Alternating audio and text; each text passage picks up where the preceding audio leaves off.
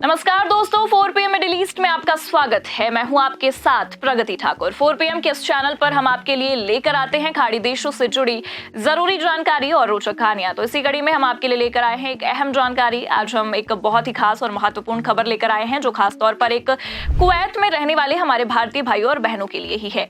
जी हाँ, हम बात करने जा रहे हैं पैगंबर मोहम्मद साहब के जन्मदिन यानी कि ईद ए मिलाद उन नबी के अवसर पर कुवैत सरकार द्वारा घोषित छुट्टी के बारे में।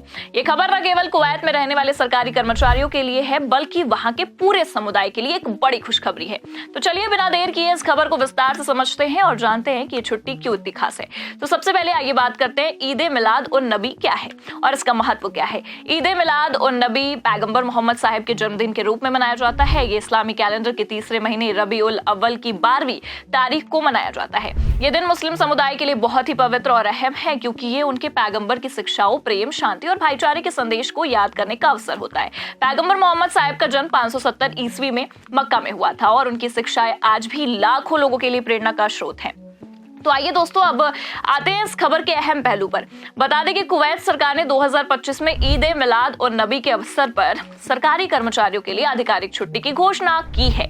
और यह छुट्टी न केवल सरकारी कर्मचारियों के लिए है बल्कि निजी क्षेत्र के कर्मचारियों के लिए भी लागू हो सकती है, जैसा कि हमने पिछले साल यूएई और ओमान जैसे देशों में देखा था। हालांकि अभी तक कुवैत सरकार की ओर से इस छुट्टी की तारीख को लेकर कोई आधिकारिक तारीख घोषित नहीं की गई है क्योंकि इस्लामी कैलेंडर चंद्रमा पर आधारित होता है और चांद दिखने के आधार पर तारीख तय होती है। लेकिन अनुमान है कि यह छुट्टी सितंबर 2025 के पहले हफ्ते में हो सकती है।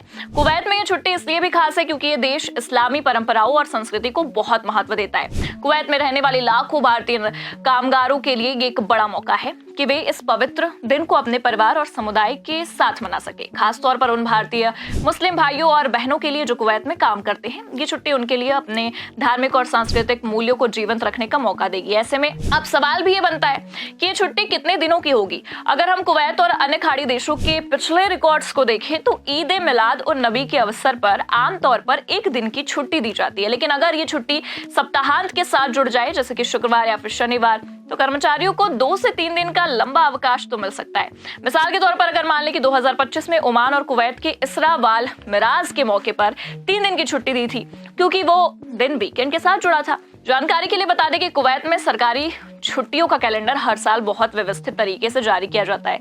2025 के लिए भी कुवैत सरकार ने कई धार्मिक और राष्ट्रीय अवकाशों की लिस्ट जारी की है जिसमें ईद उल फितर, ईद उल अजहा और राष्ट्रीय दिवस जैसी छुट्टियां भी शामिल हैं। ईद ए मिलाद उन नबी की छुट्टी इस लिस्ट में एक महत्वपूर्ण स्थान रखती है क्योंकि ये दिन कुवैत के लोगों के लिए धार्मिक और कल्चरल पर्सपेक्टिव से बहुत खास होता है। अब अगर बात की जाए कि ये छुट्टी कुवैत में रहने वाले भारतीय कामगारों के लिए क्यों महत्वपूर्ण है, तो कुवैत में लाखों भारतीय प्रवासी काम करते हैं जिनमें से एक बड़ा हिस्सा मुस्लिम समुदाय से है। ये छुट्टी उन्हें अपने परिवार के साथ समय बिताने, मस्जिदों में जाकर इबादत करने और सामुदायिक आयोजनों में हिस्सा लेने का मौका भी देगी। इसके अलावा ये छुट्टी उन लोगों के लिए भी महत्वपूर्ण है जो भारत से दूर रहकर अपने धार्मिक उत्सवों को मना नहीं पाते।